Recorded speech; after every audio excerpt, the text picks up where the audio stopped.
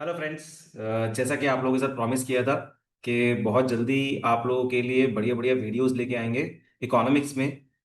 तो कुछ दोस्तों का, कुछ बच्चों का एक बहुत बड़ा कंसर्न है कि उनको नेशनल इनकम में मेजर प्रॉब्लम्स होती है। तो आज हम लोग एक नेशनल इनकम का टॉपिक लेके आए हैं। जो सबसे पहला टॉपिक है that is classification of good. बच्चों, मेन बात अगर मैं आपसे डिस्कस करूं तो इन वीडियोस का मेजर फायदा आप तब उठा सकते हैं जब आप एक नोटबुक लेके बैठे हैं, एक पेन लेके बैठे हैं और आप अपने नोट साइड बाय साइड बनाएं। हाँ, ये बात सही है कि अगर आपके पास अभी नोटबुक और पेन नहीं है देन टू, अगर आप उसको समझना चाहते हैं तो आप सुन लीजिए। एंड लेटर ऑन मैं आपको ये जो डॉक्यूमेंट होंगे या ये जो नोट्स होंगे वो लिंक में शेयर कर दूंगा, डिस्क्रिप्शन में डाल दूंगा, तो आप वहां से भी चेकआउट कर सकते हैं। एक बार ध्यान से सुनिएगा जरूर, और मैं ऐसे डील करूंगा जैसे कि आप मेरे सामने बैठे हैं बिल्कुल। तो अगर आप सेपरेट हो जाए, किसी क्राउड में ना बैठे हो, अलग हो, तो आप भी ये सोच के करिएगा कि हाँ ठीक है, मुझे अब ये सीखना है। और जैसे मैं रिपीट करने के लिए बोलूँ तो आप भी साइड बाय साइड रिपीट कीजिए। Literally with in 5 to 7 minutes का जो हम अभी टाइम गुजारेंगे, उसमें आपको ये रियलाइज होगा कि आपको ये चीज पहली बात तो समझ में आ गई है। दूसरी बात, अब कोई आपको यहाँ पे रटने की जरूरत नहीं है, आपको चीजें समझ में आ रही। तो एक फाइल क्रिएट हो जाएगी आपकी माइंड में, तो चीजें आसान हो जाएगी। अगर आपको थोड़ा सा स्लो लग रहा हो तो आप स्पीड बढ़ा सकते हैं, इसको 1.5 या 1.25 की स्पीड पे लेके जा सकते हैं, सो दैट आपको ऐसा नहीं लगना चाहिए कि हमारा टाइम वेस्ट हो रहा है और हमें तो जल्दी जल्दी समझ में आ रहा है। बिकॉज यूट्यूब बहुत मेजर एक लेके आती है मास दोस्तों को, बच्चों को कलेक्ट करती है। तो उसके हिसाब से मैं सबके साथ चलना चाह रहा हूँ। तो let's start the topic. Classification of goods. Basically classification of goods दो तरीके से किया गया है। एक फाइनल गुड्स और एक इंटरमीडिएट गुड्स। और एक तरीका और है इंटरमीडिएट गुड्स के बाद जब हम डिस्कस करते हैं, एक कंज्यूमर गुड और एक कैपिटल गुड्स। ओके दोस्तों, मेरी प्रेजेंटेशन खराब हो सकती है लेकिन अगर आप सुनेंगे ध्यान से तो चीजें आपको बढ़िया से समझ में आएंगी। कोई टेंशन लेने वाली बात नहीं है उसमें। हम इस वीडियो में जो डिस्कस करने वाले हैं वो बात करने वाले हैं फाइनल गुड्स की और इंटरमीडिएट गुड्स की। अब पहली बात बच्चों, ये समझना इसलिए जरूरी है क्योंकि नेशनल इनकम में बहुत बार क्वेश्चन आ जाता है कि क्या चीज हम नेशनल इनकम में इंक्लूड करें और क्या चीज हम नेशनल इनकम में इंक्लूड ना करें। What should be included in the national income and what should not to be included in the national income.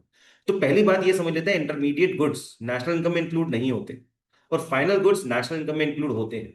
Therefore इनका क्लासिफिकेशन समझना हम लोगों के लिए बहुत इंपॉर्टेंट है कि फाइनल गुड्स कौन से और इंटरमीडिएट गुड कौन से। तो let's start with the final goods. तो बेसिक सी कैरेक्टरिस्टिक हम फाइनल गुड्स की याद रखते हैं। सबसे पहले हम याद रखते हैं फाइनल गुड्स वो होते हैं which have cross the boundary line of production. क्या बोल रहे हैं हम? Boundary line of production. I will repeat the things so that आप एक फाइल क्रिएट कर सको। मैं बार बार ये बात बताता रहूंगा तो टेंशन नहीं लेना है। बाउंड्री लाइन ऑफ प्रोडक्शन को पार करने का मतलब है बेटा कि इसमें अब कोई वैल्यू एडिशन नहीं होना। अब आपके लिए कोई भी इसमें वैल्यू एडिशन नहीं होने का मतलब ये आपके लिए रेडी है टू यूज। सो हम सेकंड कैरेक्टरिस्टिक ये बताते हैं that it is ready for use. और किसके लिए? एंड यूजर के लिए। ये एंड यूजर के लिए रेडी है यूज करने के लिए। तो दो मेजर कैरेक्टरिस्टिक हमारे पास आई। पहली कैरेक्टरिस्टिक आई कि बाउंड्री लाइन ऑफ प्रोडक्शन को क्रॉस कर चुके हैं, they have cross the boundary line of production. और दूसरी बात, they are ready for use by the end user. अब यहाँ पे एक बहुत बड़ा खेल छुपा हुआ है। हम ये देखना चाहते हैं कि ये एंड यूजर कौन है। यहाँ पे ये एक इंपॉर्टेंट रोल प्ले करेगा आगे भी। एंड यूजर कौन हो सकता है? अब जनरली हम दो तरीके से बात करते हैं, as a layman, as an economist. आप लेमैन से पूछोगे तो कंज्यूमर ही लगेगा आपको, लेकिन इकोनॉमिक्स में एक कंज्यूमर भी एक गुड का फाइनल यूजर हो सकता है और एक प्रोड्यूसर भी एक गुड का फाइनल यूजर हो सकता है। तो दोनों लोग एंड यूजर हो सकते हैं, कंज्यूमर भी और प्रोड्यूसर भी। अगर हम कंज्यूमर हैं और हम उस गुड को एक फाइनल गुड की तरह यूज कर रहे हैं तो वो बन जाएगा फाइनल कंज्यूमर गुड। और अगर हम प्रोड्यूसर हैं और हम उस गुड को यूज कर रहे हैं तो वो बन जाएगा फाइनल प्रोड्यूसर गुड। बट यहां पे ध्यान देने वाली बात यह है कि अगर वो फाइनल प्रोड्यूसर गुड होगा तो 100% वो फिक्स्ड एसेट की तरह डील किया जाएगा। वो प्रोसेस ऑफ प्रोडक्शन में जो यूज हो रहा है वो फिक्स एसेट की तरह हो रहा है। मैं आपको इसमें छोटा सा एग्जांपल देता हूं, आपको ज्यादा चीजें क्लियर होंगी। सपोज करो हमारे एक समोसा बनाने वाली शॉप है।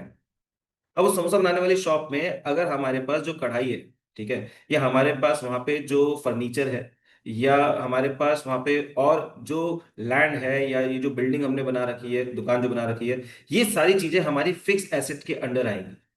और इसीलिए इसको हम फाइनल प्रोड्यूसर गुड की तरह ट्रीट करेंगे। ऑन द अदर हैंड, आपको मैदे की भी जरूरत पड़ती है समोसा समोसा बनाते हुए, आलू की भी जरूरत पड़ती है समोसा बनाते हुए। तो ये सारी चीजें हम यहाँ पे फाइनल प्रोड्यूसर गुड के अंदर इंक्लूड नहीं करें।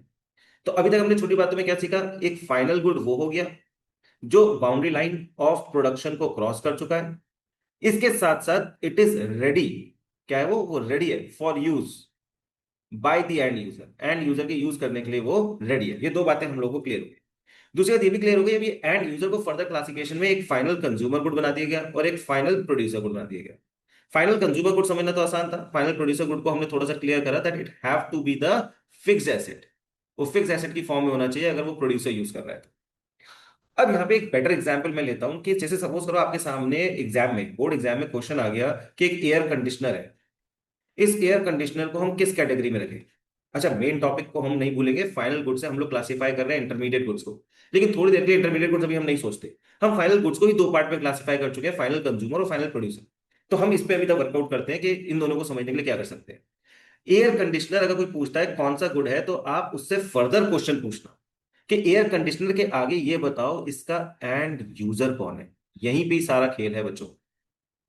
इकोनॉमिक्स में सिर्फ गुड का नाम देना ये नहीं बता सकता कि हम उसको कौन सा गुड कंसिडर करेंगे। इकोनॉमिक्स के अंदर उसका एंड यूजर पता होना बहुत जरूरी है। For example, if air conditioner is use by an individual, कोई एक इंडिविजुअल यूज करता है, या सपोज करो वो हाउस होल्ड में यूज हो रहा है, मेरे घर में यूज हो रहा है, ऐसा समझ, आपके घर में एयर कंडीशनर लगा हुआ है, वो एयर कंडीशनर कंसिडर करा जाएगा फाइनल कंज्यूमर को। ऑन दी अदर हैंड, वही एयर कंडीशनर सपोज करो आपके ऑफिस में लगा है, देखो वो एक फिक्स एसेट की तरह हुआ, या आपके इंस्टीट्यूशन में लगा है, या आपके स्कूल में लगा है, तो वो उनके लिए हो जाएगा। देखो प्रोड्यूसर यूज कर रहा है, प्रोड्यूसर के साथ साथ वो एक फिक्स एसेट की तरह यूज हो रहा है, तो वो एंड यूजर प्रोड्यूसर की तरह यूज हो रहा है via as a fix asset, तो हम लोग उसको कंसिडर करेंगे फाइनल प्रोड्यूसर गुड। तो यहां पे मैटर क्या किया, गुड का नेम मैटर नहीं किया, एयर कंडीशनर मैटर नहीं किया, what matter is the end user. ये एक मेन हेडिंग बनती है बच्चों, what matter is the end user. And user matter कर जाता है कि वो गुड कौन सा होगा। साइड बाय साइड ये भी याद रखना, अब ये तो पूरी इकोनॉमिक्स के लिए आगे तक ये वर्ड काम आएगा, इसलिए इसको ध्यान रखना बच्चों। जो एक्सपेंडिचर, चलो थोड़ा सा इसको कलर चेंज करते हैं कि आप बेटर तरीके से समझ।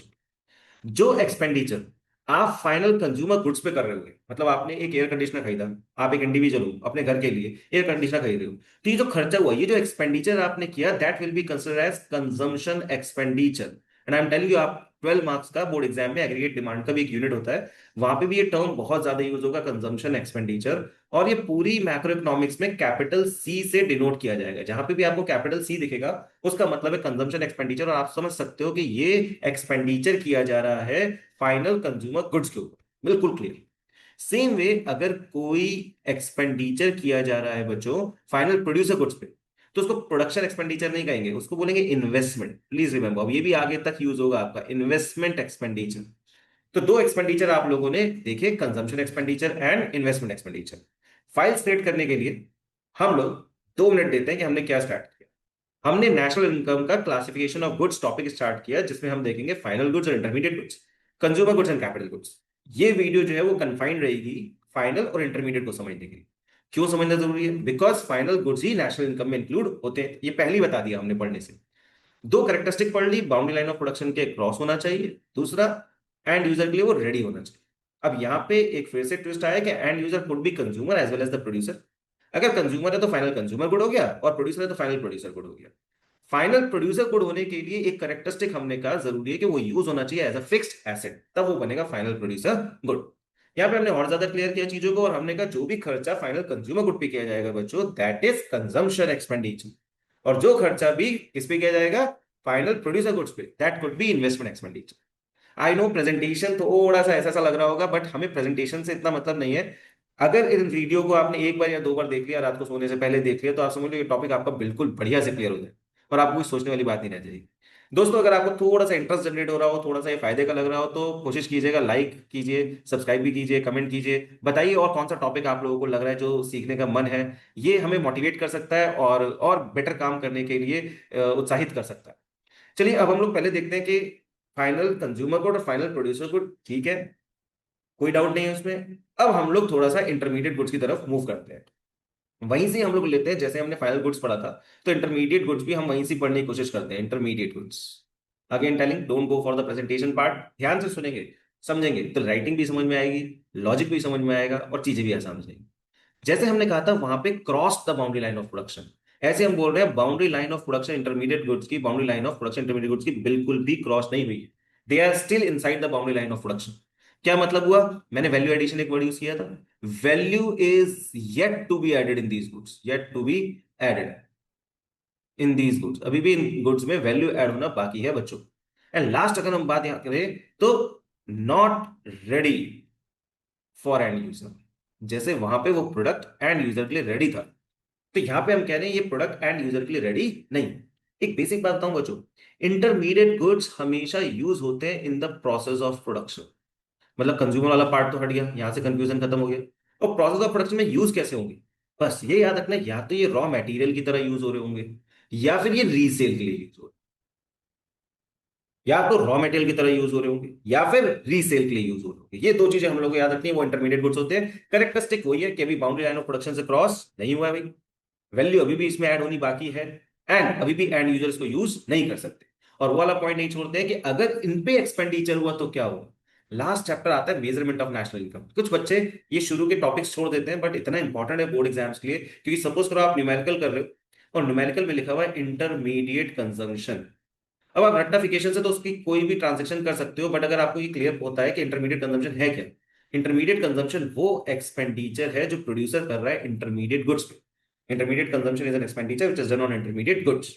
तो आप बिल्कुल क्लियर हो जाओगे कि यार ये नेशनल इनकम का पार्ट नहीं है, यहाँ नेशनल इनकम से हटाना पड़ेगा। जब आप मेजरमेंट करोगे नेशनल इनकम का, तो इसको आप उसमें इंक्लूड नहीं करो। अब बार बार ये डिस्कशन हो रहा है, पहला टॉपिक ही हमने जब बोला कि फाइनल गुड्स इंटरमीडिएट गुड्स, तो मैंने आपको बता दिया था कि क्लासिफाई इसलिए करो, फाइनल गुड्स नेशनल इनकम में इंक्लूड होते हैं, इंटरमीडिएट गुड्स नेशनल इनकम में इंक्लूड नहीं होते। तो क्वेश्चन ये राइज, वो क्यों नहीं होते। तो यहाँ पे एक बहुत सिंपल सा एग्जाम्पल लेते हैं। सपोज करो एक फार्मर ने कॉटन एक्सट्रैक्ट किया और उसकी वैल्यू 200 थी, और उस कॉटन से शर्ट बना एक मैन्युफैक्चरिंग यूनिट में, और वो शर्ट बन के तैयार हो गई 500 में। और फाइनली वो शर्ट पहुंची एक कंज्यूमर के पास, दैट इज ऑफ 900 रुपीज। तो अब हमें ये देखना है कि नेशनल इनकम कितने की जनरेट हुई। तो हमने देखा 200 का फार्मर ने वर्कआउट किया, वैल्यू ऐड किया, फिर 500 रुपीज का जो आउटपुट आया, वैल्यू ऐड नहीं आउटपुट आया, वो शर्ट बनाने पे आया, और डायरेक्टली वो कंज्यूमर के पास 900 पे पहुंचा। तो कोई अगर नेशनल इनकम लगाने लगेगा तो ये फार्मर कहेगा 200, ठीक है, मैन्युफैक्चरिंग यूनिट कहेगी 500, और कंज्यूमर के पास जो प्रोडक्ट पहुंचा 900। तो ये ओवर काउंटिंग, या फिर इसको इकोनॉमिक्स में बोलते हैं डबल काउंटिंग में रिजल्ट कर सकता है। डबल काउंटिंग में कैसे रिजल्ट कर सकता है, अगर हम देखें बच्चों, तो ये 900 में कहीं ना कहीं फार्मर की कॉटन के 200 भी है, और ये जो शर्ट वाले हैं वो भी 500 है। ठीक है, तो हम बार बार उन चीजों को काउंट करेंगे तो 200 प्लस 500, 700 प्लस 900, बिना बात के हम कह रहे हैं कि 1600 का इनकम जनरेट, जबकि इनकम 1600 का जनरेट नहीं हुआ। जो इकोनॉमी में एक प्रोडक्ट आया है वो 900 का आया।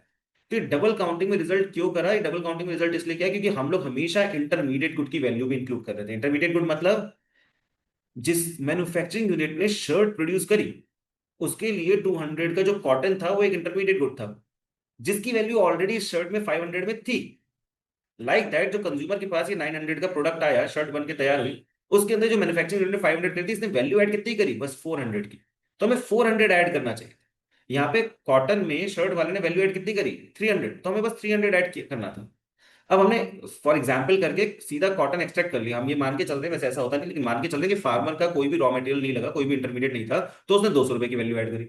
तो नेशनल इनकम निकालते हुए दो तरीके हैं आपके पास, या तो आप सारा वैल्यू एडिशन ऐड कर दो। कैसे वैल्यू एडिशन, 200 फार्मर ने किया वैल्यू एडिशन, 300 मैन्युफैक्चरिंग यूनिट ने किया, फिर कंज्यूमर के पास पहुंचते पहुंचते 400 रुपए का और वैल्यू एडिशन हुआ। तो 200 प्लस 300 प्लस 400, ऐसे आप करोगे तो भी आपका वैल्यू एडिशन होके, वैल्यू एडिशन टैक्स पड़ते थे जो पहले जीएसटी से पहले होता था, सेम इसी पैटर्न में लगता था। तो ये 900 का वैल्यू एडिशन वैसे भी हुआ, या तो आप सीधा फाइनल वैल्यू कंसिडर कर लो, दैट इज 900। तो अब आप बहुत क्लियरली किसी को भी बोल सकते हो वैल्यू ऑफ फाइनल गुड्स ही सिर्फ नेशनल इनकम में इंक्लूड होती है, बिकॉज ये बिकॉज इकोनॉमिक्स में बहुत इंपॉर्टेंट है, because value of intermediate good already is already included in किसमें, in value of final good. I hope this point is also very clear to you कि हम लोग क्यों फाइनल गुड्स को इंक्लूड कर रहे हैं और हम लोग इंटरमीडिएट गुड्स को इंक्लूड नहीं कर रहे। अभी एक छोटा सा यहाँ पे एग्जाम्पल हम लोग और डिस्कस कर लेते हैं, जिससे आपको फिर से फाइनल गुड्स और इंटरमीडिएट गुड्स को क्लासिफाई करने में आसानी रहेगी। वहां पे फाइनल कंज्यूमर गुड्स और फाइनल प्रोड्यूसर गुड्स में कोई दिक्कत नहीं है, बट एक एग्जाम्पल अगर हम लोग वर्कआउट करें, सपोज करो शुगर, और एक लेमैन, फिर से लेमैन आ गया आम आदमी।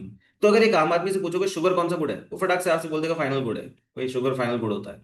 ठीक है, मैंने अब आपको थोड़ा सा कंफ्यूज करने की कोशिश करी, अच्छा चलो मैं शुगर से बना रहा हूँ टी, या शुगर से बना रहा हूँ बिस्किट, अब ये कौन सा गुड है in terms of economics, not a layman, आम आदमी की तरह नहीं। तो थोड़ा सा कंफ्यूजन क्रिएट होगा और आपके दिमाग में फिर से आना चाहिए, सर हमें गुड पे डिपेंड नहीं होना चाहिए। सोचो बच्चों किस पे होना चाहिए, कमेंट करो किस पे होना चाहिए, यहाँ पे कमेंट कर देना, इस वाले क्वेश्चन में कमेंट कर देना कि किस पे होना चाहिए।